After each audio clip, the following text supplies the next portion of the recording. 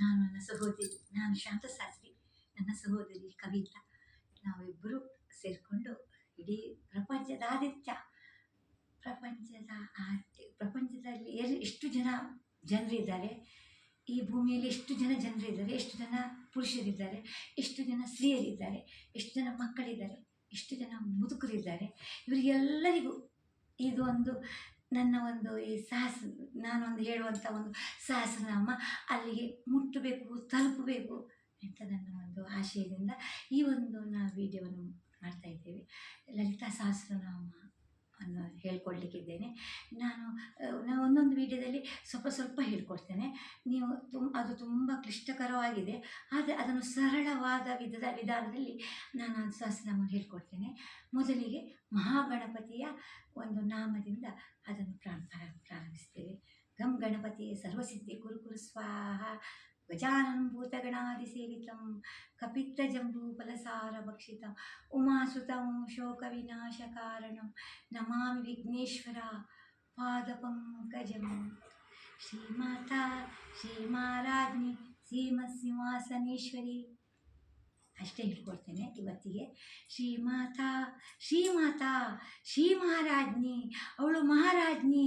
ಶ್ರೀಮಾತಾ, ಮಾತಾ ಅಂದರೆ ಇಡೀ ಈ ಭೂಮಿಯಲ್ಲಿ ಎಲ್ಲರಿಗೆ ಸಹ ಪ್ರಾಣಿ ಪಕ್ಷಿ ಮನುಷ್ಯನ ಇದು ಅನಿಮಲ್ ಎಲ್ಲ ವರ್ಗಗಳಿಗೂ ಅವಳು ಮಾತೆಯಾಗಿದ್ದಾಳೆ. ಅವಳು ಸರ್ವ ಚರಾಚರಗಳಿಗೆ ಅವಳು ಮಾತೆಯಾಗಿದ್ದಾಳೆ ಲಲಿತಾಂಬಿಕೆ.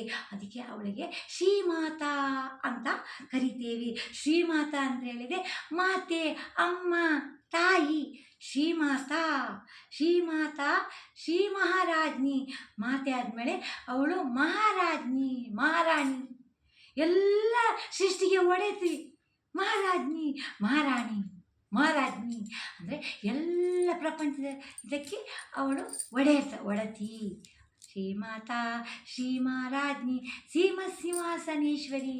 ಸಿಂಹಾಸನೇಶ್ವರಿ ಅಂತ ಹೇಳಿದರೆ ಸಿಂಹಾಸನದಲ್ಲಿ ಆದವಳು, ಸಿಂಹಾಸನದಲ್ಲಿ ಕುಳಿತಿದ್ದವಳು, ಇಡೀ ವಿಶ್ವದ ಸಿಂಹಾಸನದಲ್ಲಿ ಮೇಲೆ ಕುಳಿತುಕೊಂಡು ಸಕಲ ಚರಾಚರಗಳನ್ನು ಒಬ್ಸರ್ವ್ ಮಾಡ್ತಿರುವವಳು, ನೋಡ್ತಿರುವವಳು.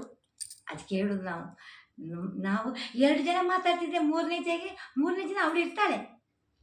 ಅದಕ್ಕೆ ಮಾತಾಡುವಾಗ ನಾವು ಸ್ವಲ್ಪ ಗಮನ ಹರಿಸ್ಬೇಕು. ಹಸಿ ಸುಳ್ಳು ಹೇಳ್ತಾರಲ್ಲ, ಆಗ ಅದು ದೇವರು ಕೇಳ್ತಾರೆ. ನಮ್ಮದು ಮೂರನೆಯವರಾಗಿರ್ತಾರೆ ದೇವರು. ಹಾಗೆ ನಾವು ಮನುಷ್ಯ ಹುಟ್ಟಿ ಬೆಳೆದು ಸಾವನ್ನು ಅಪ್ಪಿಕೊಳ್ತೇವೆ. ಅದಕ್ಕೆ ಮೊದಲು ಈ ಒಂದು ಸಹಸ್ರನಾಮ ತಿಳ್ಕೊಂಡು ದೇವಿ ನಮಗೆ ಏನು ಸಹಾಯ ಮಾಡ್ತಾಳೆ ಜಗತ್ತಿಗೆ, ಅದನ್ನು ನಿಮಗೆ ತಿಳಿಸುವ ಸಲುವಾಗಿ ನಾನಿದು ಹೇಳ್ಕೊಡ್ತೇನೆ. ಇವತ್ತಿನ ಪಾಠ ಶ್ರೀಮಾತಾ ಶ್ರೀ ಮಹಾರಾಜ್ಞಿ ಸಿಂಹಾಸನೇಶ್ವರಿ. ಶ್ರೀಮಾತಾ ಶ್ರೀ ಮಹಾರಾಜ್ಞಿ ಸಿಂಹಾಸನೇಶ್ವರಿ. ಶ್ರೀಮಾತಾ ಶ್ರೀ ಮಹಾರಾಜ್ಞಿ ಸಿಂಹಾಸನೇಶ್ವರಿ.